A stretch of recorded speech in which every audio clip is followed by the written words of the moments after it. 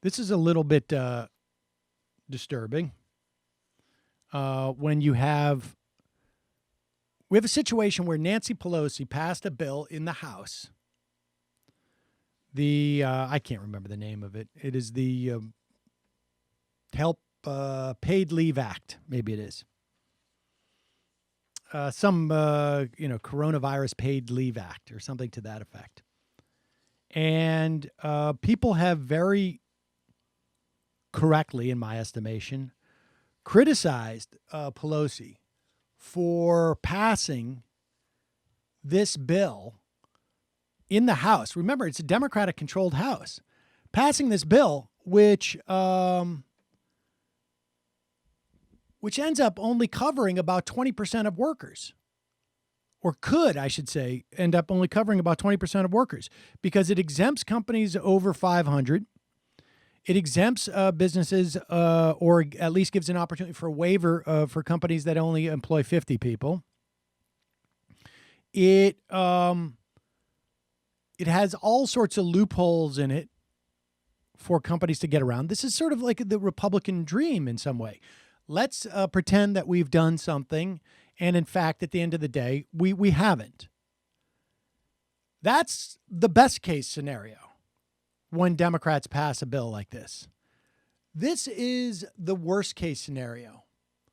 I give you, let's roll this baby up here. Bear with me. I give you Tom Cotton, who we've been saying hypothetically for years that, if you get a Democratic administration in after Donald Trump and they don't address the root problems of this, even if they do, but particularly if they don't, you're going to get a guy like Tom Cotton coming in, and he's a lot smarter than Donald Trump. And we've seen this a little bit with Tucker Carlson, and now we're seeing it with Tom Cotton, and this should be very, very disturbing to you. When they get to the left of Democrats, and I'm convinced that part of this is also a function of what they anticipate doing with Joe Biden. Here's Tom Cotton on Fox and Friends, responding to this bill that's been passed in the House and is now headed to the Senate. The U.S. Senate scheduled to convene later today to consider passing the House-passed coronavirus relief bill. So what can we expect from here? Arkansas GOP Senator Tom Cotton joins us. Senator, you've had a chance to look at what Treasury Secretary Mnuchin put together with the House and backed by the White House. Can you get behind it as it's read now? Good morning, Brian. I don't think the House bill is going to pass the Senate as it's written for one basic problem. It doesn't go far enough, and it doesn't go fast enough. There are too many gaps in coverage for the smallest businesses and for medium-sized businesses. And I and a lot of other senators who I've spoken to over the weekend are worried that we're not doing enough to get cash into the hands of affected workers and families quickly. So we're going to be focused this week on how to do just that.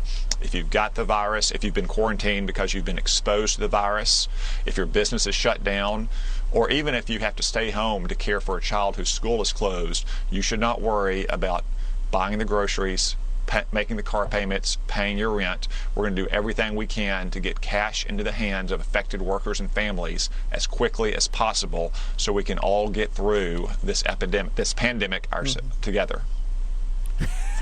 He almost said ourselves. He almost gave away the lie, which was he was saying, like, so that I can get through. So that we can all get through this. All right. So here's the scenario we have, right?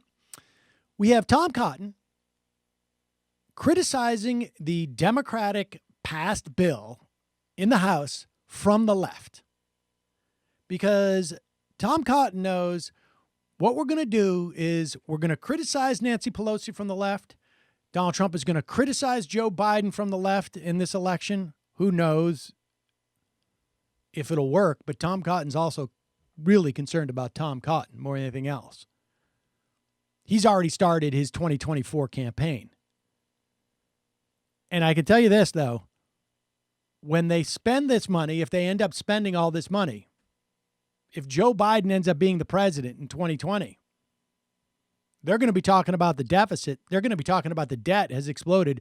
We need to tighten our belt, folks, which means we need to cut Social Security. In other words, we need to tighten your belt. Our belt is already going to be loose when it comes to the airlines or when it comes to the casinos. Literally, the casinos. Our belts are going to be loose when it comes to providing quantitative easing for the bankers, or when it comes to loaning out money at 0% interest if you're a bank. And let me rephrase that. If you're a CEO or a board of directors member of a bank, because you will use the bank to borrow that money at 0% interest. And I got news for you. You give me $1 million for free for 2 years, I will make a couple $100,000. Just I'll buy a CD and I'll make $40,000. I don't have to do anything. That's free money they're getting. And you know whose pocket that goes into, right? The bank doesn't have a pocket. The board of directors does. When the airlines right now complain about they need to be bailed out, look and see what the CEOs and the board of directors have done in terms of their stock buybacks as they drove up the prices of their own stocks so that they could cash out. We're going to be stuck with the bill. And Tom Cotton is trying to get to the left of the Democratic Party, and he's being successful because Nancy Pelosi just wanted to get something done. I mean, this is the problem with when you govern this way. You can call it the Family's First Coronavirus Response Act, but if only 20% of the workers get paid, you're not fooling anybody. Might be able to fool them quickly, in the short run, but in the long term, you're not. And you're going to end up with Donald Trump, but with actually having hair, being younger, and a lot smarter. And his name's going to be Tom Cotton.